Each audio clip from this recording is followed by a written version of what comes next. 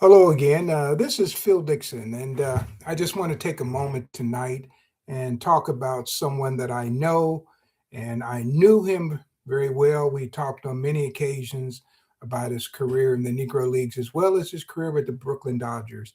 And I was away yesterday, so I didn't get a chance to actually talk about this legendary player. But I want to give a few words about Joe Black. I don't know how many people remember Joe Black. Joe Black started off in the Negro Leagues, of course, and he was actually named Joseph Black Jr., and he was one of the original Brooklyn Dodgers and Baltimore Black Sox, actually Baltimore Elite Giants players. He didn't go back as far as the Black Sox. And he was one of the first pitchers of his race to win a World Series game, and that was played between the National and American Leagues. And of course, he was born in Plainfield, New Jersey, and we lost Joe on May 17th, 2002. And what I wanted to say, and I don't know, how people come in contact with some of the players or what the history is, but in my particular case, I grew up reading Joe Lewis. I mean Joe Black. Where did I get Joe Lewis from? I read a lot of stuff on Joe Lewis too, but Joe Black.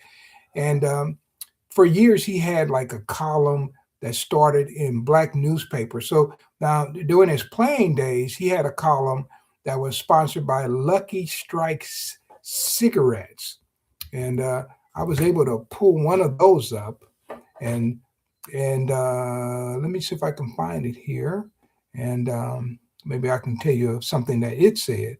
The Lucky Strikes cigarette. So uh, he had one, Lucky Strikes by Joe Black.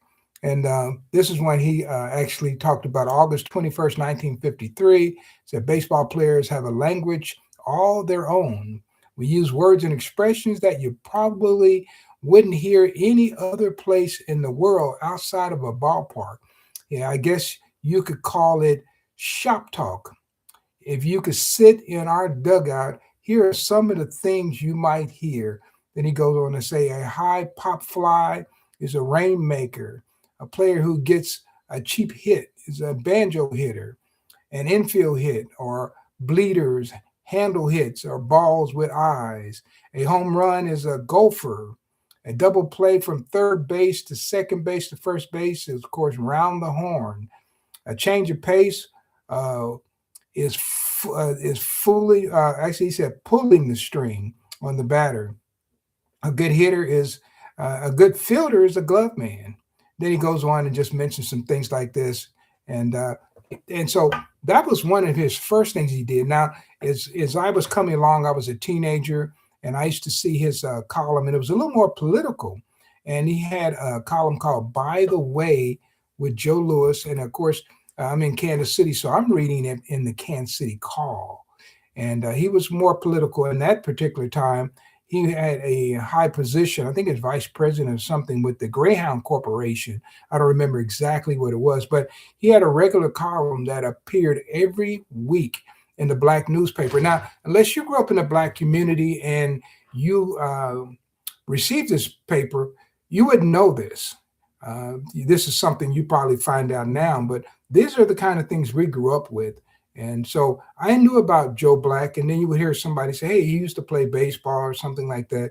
I didn't know he really played baseball, but I would see the column. Of course, he didn't have a baseball hat or anything. He was just in a suit coat and a tie. He had a little picture by there, and it was called "By the Way" with Joe Black, and it was sponsored by the Greyhound Corporation. So I had the pleasure in the 1980s of actually meeting Joe, and thanked him for all those columns that he had written through the years that I had read growing up, and learned a lot of political things that and stances that I would take later on. But I kind of was introduced to some of the stuff by Joe Black, and of course it would cause conversation in our house, with my parents, and we could talk about it. But I met him, and when I met Joe, he was working for the Equitable Corporation, and they were doing the baseball assistance team, and he worked to get Negro League players pensions, and he helped a lot of guys out.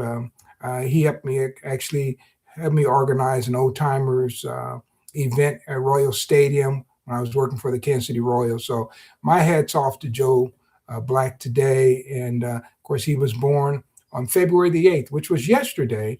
And so I'm just getting a chance to talk about him today because I was away actually giving a baseball talk yesterday, and I just couldn't get back. Between that and the Super Bowl, it was just a long day. I think I was on the road yesterday for 7 hours. So, but hey, this is the dedication you make when you're trying to tell these stories. So hopefully you'll think a little bit about Joe Black and look into him is somebody who was a force, not just only on the baseball field in a baseball uniform. He made some considerable contributions to our African American community.